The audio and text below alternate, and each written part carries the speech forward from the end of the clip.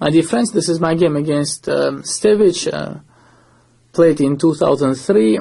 You see there is no endgame on the board yet, but this is to change very quickly because white played queen a5.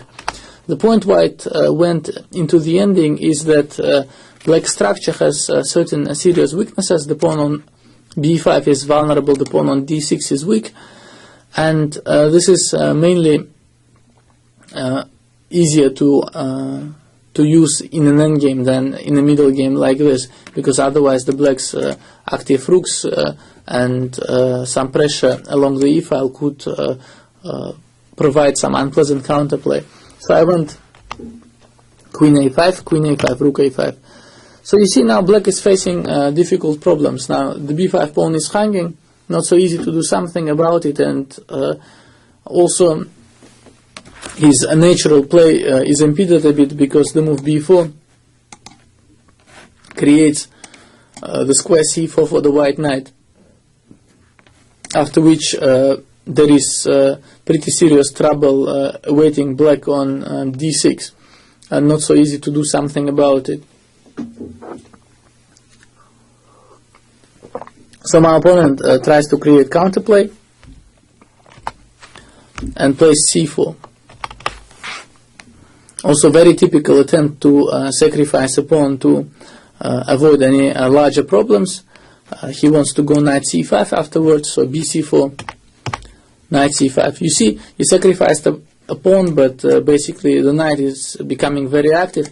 He's putting pressure on my pawn on e4. I played bishop c2 and b4.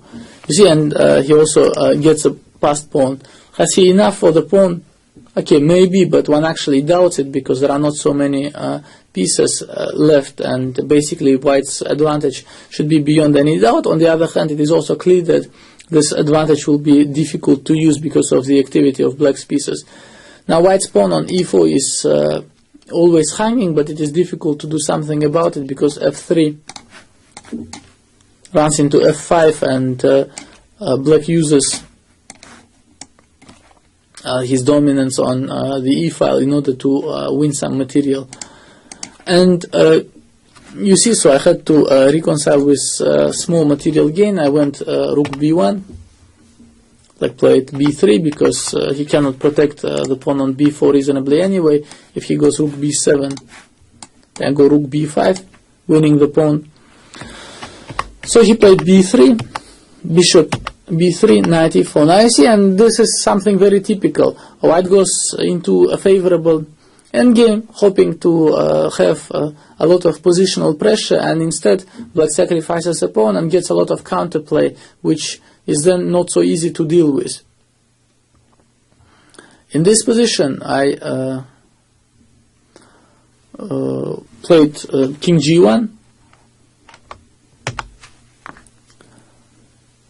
and here already it seems that black could win back some material with knight takes f2, and probably the logical outcome, I do not know, after king takes f2, rook takes e3, white probably keeps advantage due to the fact that the pawn on d6 is very weak, but whether it would be possible to make use of this advantage is not so clear. Maybe after bishop a4, however, black's pieces might suddenly lose harmony, because it seems that it is difficult to keep the material balance for black. Rook e8 is hanging, rook e3 is hanging, and maybe after check, king f1, followed by rook a8, black would start suffering from serious material deficit. So, but all this didn't interest black. He is not so unhappy being pawned down because he has active resources. The knight on e4 is sometimes threatening to go to d2, sometimes to c5, sometimes to f2. So he keeps the game alive, plays f5, rook a8, and f4. And you see, this was also time trouble. I had to play carefully. Also, knight d2 was often threatening. I played knight f1, although one is not so happy placing the knight on f1.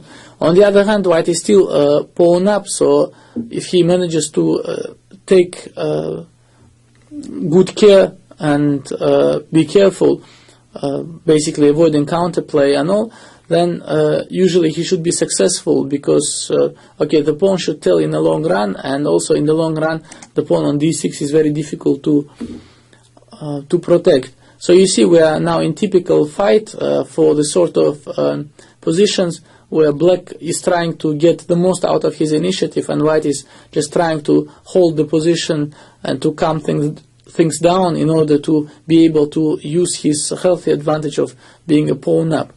So here black found nothing better than knight c5, and I in fact was not so happy with my bishop on b3,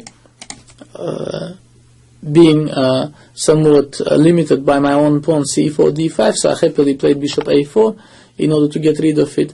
And after knight a4, rook a4, bishop f5, we were out of time trouble. This was move 40, and it was time to realize what happened. And in fact, white is still pawn up, but black still has some play.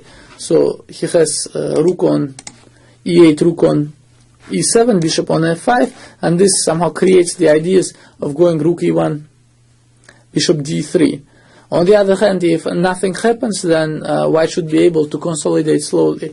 So it was important to sit down, to calculate lines, and to look whether this rook e1, bishop d3 would be able to annoy me so greatly. So I go rook a1. Now the bishop was threatening to take on b1, and black immediately starts his counterplay, plays rook e1. And after this, bishop d3 is threatened. I have more or less only move. I have to go king h2. And now maybe at some point rook takes e1, rook takes a1, rook takes a1, and rook e2 maybe would have given decent chances to hold the position.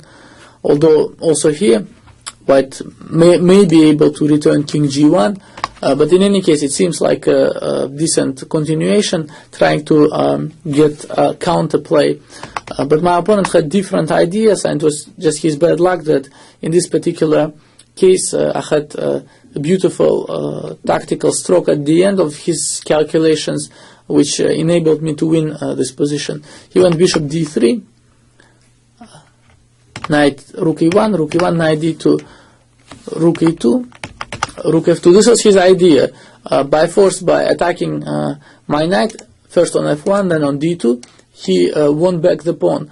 But if you take a good look at this position, you will see that black's pieces, they are a bit disorganized now. This often happens when you try to win a pawn, then your pieces are left in not a very organized shape, and now it becomes difficult for black to fight against a passed pawn. You might ask what kind of passed pawn. White doesn't have a passed pawn yet, but in fact white organizes the passed pawn with his very next move, plays c5, and now black suddenly cannot stop this passed pawn anymore. White is also controlling the square e4, so as to make bishop e4 impossible, and also bishop f1 attacking g2 is impossible because of king g1. So what he does, he takes d takes c5, and after rook a8 check, black suddenly runs out of squares.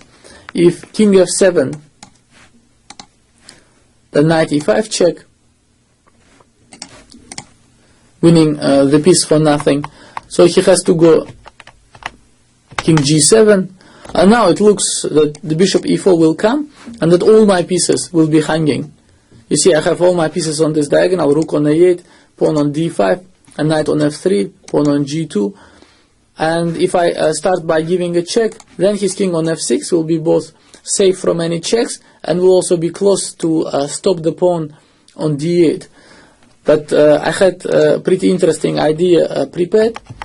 I played d6, and after bishop e4, it looks as if almost black is winning, because if rook a7, king f6, then black is just pawn up. If I go d7, the black takes bishop takes f3, and after d8 queen, rook g2, king h1, rook d2, and takes on d8 and is also winning. But in this very sharp endgame, every resource basically counts, and I found the resource king g1. It's a very unusual idea in a way. Now the next move is d7, and the rook is hanging, and after bishop takes a8, the move is not king f2 but d7. And surprisingly enough, black with his 3 pieces scattered all over the board, and rook up in the position cannot prevent d8 queen next move. So you see, this is another display of dynamic use of the strengths of a passed pawn. You see that it all started in a relatively calm endgame where white was pawn up, black was having some counterplay, and just because black went for an immediate material gain, white was able to use the full tactical resources in his position in order to queen his pawn. I hope you found it instructive, and I myself, I remember the ending of this game with quite some tenderness in my heart.